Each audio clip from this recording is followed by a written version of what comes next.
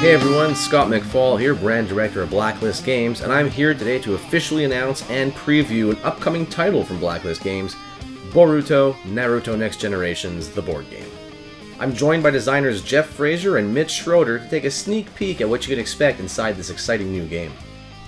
I was a big fan of the original Naruto series, and Boruto was more new to me. Discovering the new franchise and learning the stories of these characters with Mitch's encyclopedic knowledge was a lot of fun. I've been a fan of the franchise for a really long time. I watch the show, I read the manga, and I'm even doing this interview right now from my son's bedroom, and I've got Boruto toys kind of all over the place.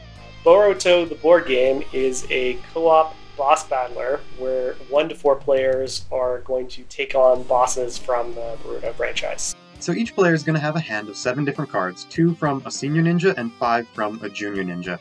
Combinations that you can create from the various senior and junior ninjas are pretty crazy. They have vastly different skills and abilities, and you can build some pretty unique decks that way.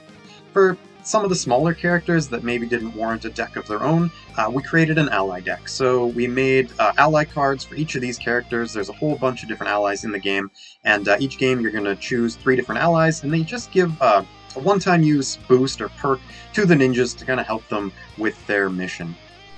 So all your actions are going to come from the cards in your hand. Each card costs some amount of chakra, and chakra is built up over the course of the game cooperatively. So anytime you use a card, you leave it in front of you and it becomes chakra of a certain color. Then other players or you can spend that card to do more powerful attacks.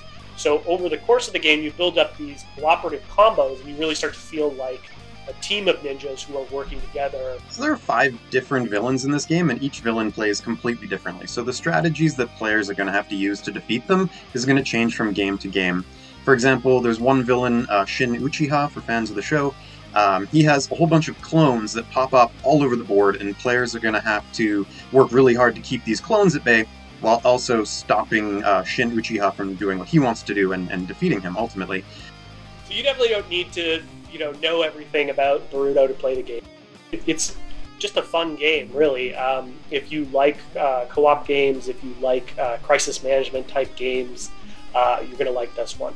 As I mentioned before, I'm a really big fan of this franchise, and I wanted to do it justice. I wanted to create a really good game that other fans of this franchise could love. And in doing that, I think we made a really great game here that can be played by anybody. It's really accessible, but there's also a lot of deep strategy there. There's hand management, there's resource management, and not even just resource management for yourself, but there's like collaborative, collective resource management. So it's a fairly accessible yet deep game that I think pretty much anyone who's a fan of cooperative games can enjoy. Excellent, thanks guys. All of you out there, if you are excited about Boruto Naruto Next Generations, the board game, make sure to head to blacklistgamesllc.com or follow us on social media. You can find all our channels on that website. You'll be able to sign up for updates regarding Boruto and all our other exciting upcoming projects. So, until next time, I'm Scotty. Keep playing those Blacklist games.